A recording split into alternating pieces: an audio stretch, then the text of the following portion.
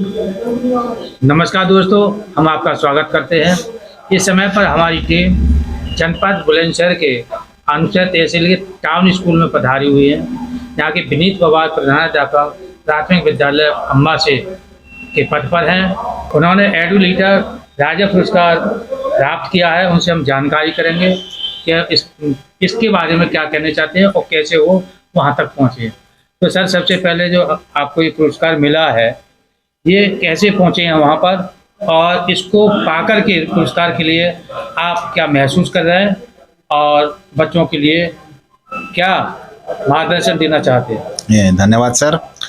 मैं आपको बताना चाहूँगा कि आर एडू लीडर्स पुरस्कार जो हेमा फाउंडेशन के सौजन्य से मुझे दिया गया है, इसके आवेदन जुलाई और अगस्त में मांगे गए थे। मैंने उसमें आवेदन किया था और इसका प्रोग्राम जो है अब 16 सितंबर को नोएडा में किया गया, जिसमें वहाँ पर मुझे इस पुरस्कार से सम्मानित किया गया। इस पुरस्कार में मैंने आवेदन किया था तो मैंने चीज़ें बताई कि मैंने अपने विद्यालय स्तर पर क्या कार्य किए हैं और राज्य स्तर पर मैंने क्या कार्य किए हैं और बुलंदशहर स्तर पर मैंने निपुण भारत मिशन की दक्षताओं के विकास में मैंने क्या क्या जो है योगदान दिया है, उसके बारे में मैंने चीज़ें उनको बताई थी। इसलिए मेरे को वहाँ पर नामित किया गया और अंतिम सूची में मेरा नाम था वहाँ पर। मेरे साथ में अनूप शहर से तो कोई अन्य शिक्षक नहीं है, लेकिन बुलंदशहर से 5 शिक्षक और हैं जी। सर, यहाँ पर जैसे आप विद्यालय में बच्चों को मोटिवेट कैसे करते हैं? सर, बच्चों को मोटिवेट करने के लिए हमें बहुत सारी चीज़ें जो हैं उपलब्ध कराई गई हैं शासन की तरफ से। जैसे प्रिंट रिच सामग्री है, उनके माध्यम से हम बच्चों को पढ़ाते हैं। और गतिविधि आधारित शिक्षण का हम उपयोग करते हैं। जब बच्चा गतिविधि आधारित शिक्षण करता है, अधिगम प्राप्त करता है, तो विद्यालय से उसका लगाव बढ़ जाता है और वो रोजाना विद्यालय आने के लिए प्रेरित होता है। तो मैं और शिक्षकों से भी जो है रिक्वेस्ट करना चाहूँगा, अनुरोध करना चाहूँगा कि वो अपने विद्यालयों में गतिविधि आधारित शिक्षण अवश्य करें और सभी बच्चों को शामिल करें, ताकि वो विद्यालय को अपने परिवार की तरह माने और विद्यालय रोज आए। अच्छा, बच्चों के खेलकूद के बारे में क्या बताना चाह रहे हैं? सर, खेलकूद के बारे में बताना चाहूँगा कि हमारे विभाग द्वारा समय समय पर खेल प्रतियोगिताएं कराई जाती हैं। ब्लॉक स्तर पर, विद्यालय स्तर पर, क्लस्टर लेवल पर और जनपद स्तर पर भी कराई जाती हैं। उसके बाद में जैसे पिछले वर्ष मंडल लेवल की जो प्रतियोगिता हुई थी, मेरठ मंडल की, हमारे जनपद बुलंदशहर में ही हुई थी और सभी का प्रतिभागिता अच्छी होती है। सभी अनूपशहर ब्लॉक के भी सभी विद्यालय उसमें प्रतिभाग करते हैं और अच्छा प्रदर्शन वहाँ पर करते हैं जी। तो सर, कुछ लोगों का ये कहना है कि सरकारी विद्यालयों में पढ़ाई नहीं होती है, गुणवत्ता अच्छी नहीं होती है, इसलिए प्राइवेट विद्यालयों में हम पढ़ाते हैं। प्राइवेट विद्यालयों में शिक्षा की गुणवत्ता अधिक रहती है। नहीं, ऐसा नहीं है सर। परिषदीय विद्यालयों में हमारे जो सरकारी विद्यालय हैं, अब कहीं भी किसी से पीछे नहीं है।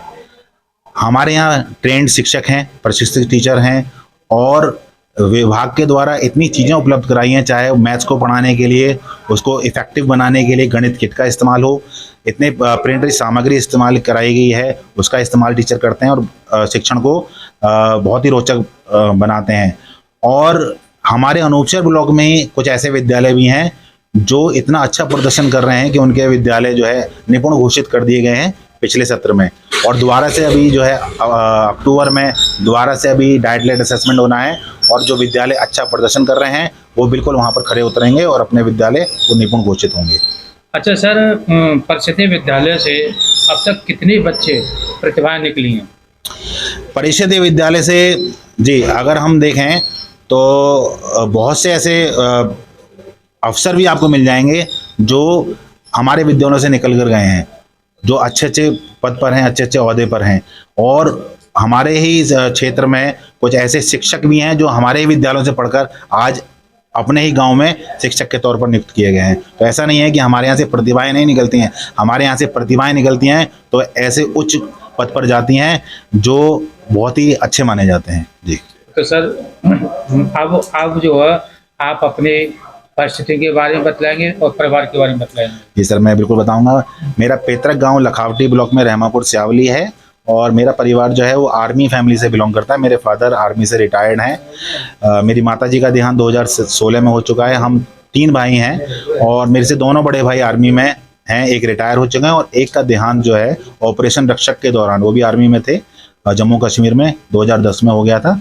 और मैं शुरू से ही शिक्षक ही बनना चाहता था और शिक्षक बनने के लिए मैंने पहले तो प्राइवेट बीएड किया और बीएड के बाद मैंने प्राइवेट नौकरी भी की। उसके बाद मेरा सिलेक्शन आसाम केंद्रीय विद्यालय में हुआ भारत सरकार के अंतर्गत, और उसी दौरान मेरा सिलेक्शन जो है उत्तर प्रदेश में बेसिक शिक्षा के विभाग में हुआ, और मैंने 2015 में यहाँ पर जो है बुलंदशहर में एज ए टीचर मैंने ज्वाइन किया।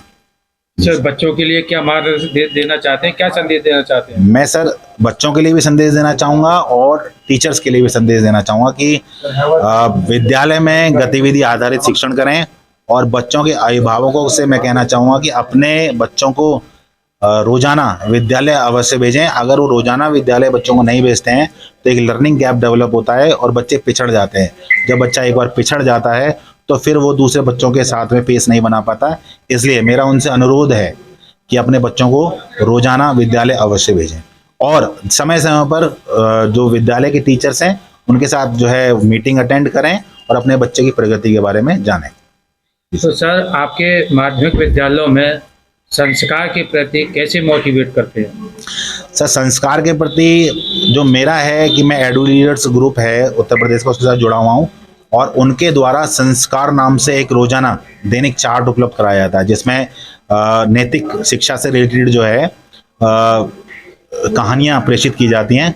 तो मैं उन कहानियों को सिर्फ अपने ब्लॉक तक सीमित ना रखे बल्कि पूरे जनपद में भी प्रेषित करता हूं कि जो वहां पर पढ़ने वाले बच्चे हैं, जो टीचर हैं, उन कहानियों को बच्चों को सुनाएं और नैतिक शिक्षा जो बच्चों में उत्पन्न हो। जी। लेटेस्ट अपडेट के लिए हमारे चैनल न्यूज़ इंडिया फर्स्ट को लाइक, शेयर एंड सब्सक्राइब करें, एंड यस, बेल आइकन को प्रेस करना ना भूलें।